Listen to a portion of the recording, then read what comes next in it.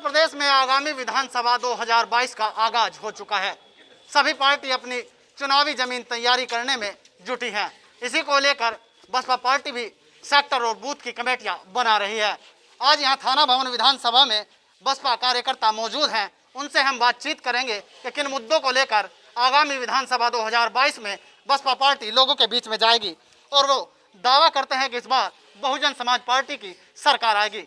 तो किस तरह से उनकी सरकार आएगी, उनसे जानने के लिए उनसे ही बातचीत करेंगे कि क्या उनके मुद्दे होंगे जनता के बीच में।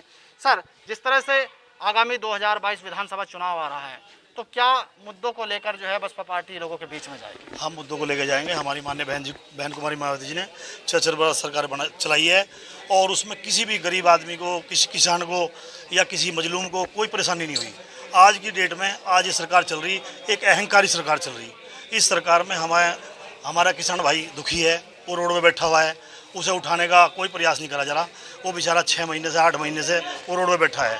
और उसकी बात गरीब आदमी को देख लो, पहले एक सिलेंडर फ्री दे दिया, आज गैस की सिलेंडर की 865 रुपये कीमत है।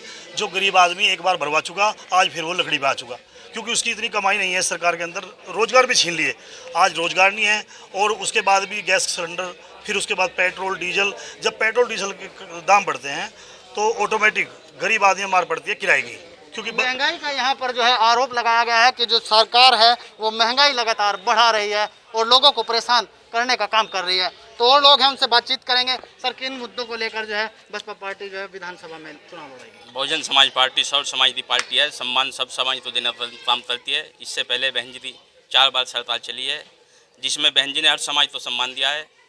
अब मैं यहाँ जिला अध्यक्ष हूँ रातिशपाल। बहुजन समाज पार्टी ने ओबीसी समाज को यहाँ चेहरा जमाया है।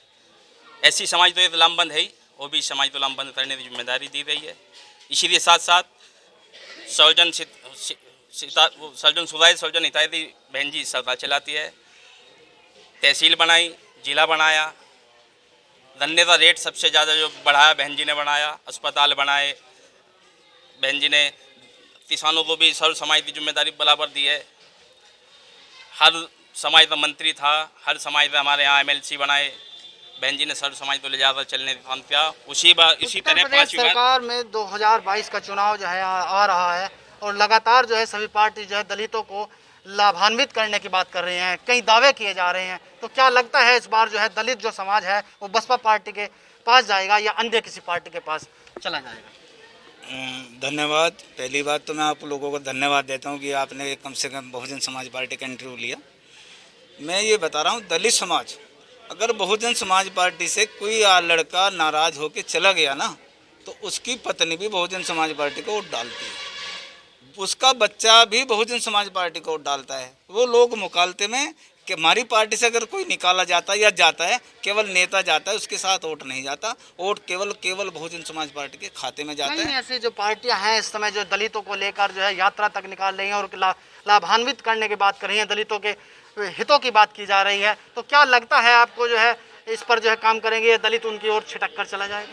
ये केवल भारतीय जनता पार्टी के एजेंट है और वो भारतीय जनता पार्टी के सारे भी काम कर रहे हैं। और ऐसा एक नहीं है, 50 पार्टी भारतीय जनता पार्टी ने दलित समाज के जो लोग हैं उनको बना के खड़ा कर दिया। राम अठावले थे, आप रामदास अठावले थे, रामविलास पासवान थे, बहुत सारे नेता ऐसे हैं जो बहुजन समाज पार्टी से निकल गए और उन्होंने भारतीय जनता पार्टी का दामन केवल इसलिए थामा है कि ताकि उन्हें राज्यसभा मिल जाए, कहीं MP बन जाए, कहीं कोई कुर्सी मिल जाए। केवल उनका ये लालच के चलते जो है नेता जो है बसपा पार्टी को छोड़ गया, अपना स्वार्थ।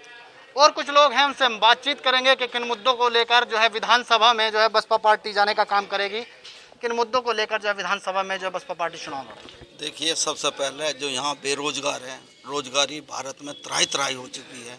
BSP सबसे पहले रोजगार के बारे में सोचेगी कि सबको रोजगार दिया जाए। और पहले भी बहन जी ने काम किया है कि जैसे ही इनका बैकलॉग 70 साल हो गए थे, वो नहीं मिला था, बैकलॉग बहन जी ने पूरा किया था। अनुसूचित जाति के लोगों को लेकर कई लोग जो बयानबाजी कर रहे हैं और कई लोगों ने यह आरोप लगाया कि बहन जी पिछले 4-4.5 सालों से चुप हैं और दलितों को लेकर भी कोई आवाज़ नहीं उठा रही हैं।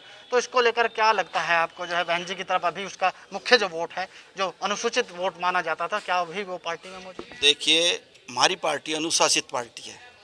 हम कभी भी कानून तोड़ने में विश्वास नहीं करते। जैसी व्यवस्था होती है उसी के अनुसार हम काम करते हैं। सड़क पे आना, सड़क पे बात करना, या बहन जी से इस तरीके की राजनीति नहीं करती, वो कानून फॉलो करती है और हमारे अपने शासनकाल में भी कानून के ही सहारे कानून का राज चलाती है। तो हम बसपा पार्टी कानून का में लगता है कि आपको 2022 में बसपा पार्टी आएगी? 100%। यहाँ कई ऐसे लोग हैं जिन्होंने 2022 आगामी विधानसभा में बहुजन समाज पार्टी की सरकार आने का दावा किया है। बहुजन समाज पार्टी के कार्यकर्ताओं का दावा है कि जो सत्ता में पार्टी है वो केवल अनुसूचित जाति के नाम पर राजनीति करने का काम कर रही है और न कि वह अनुसूचित जातियों के लोगों को लाभ पहुंचाना चाहती है।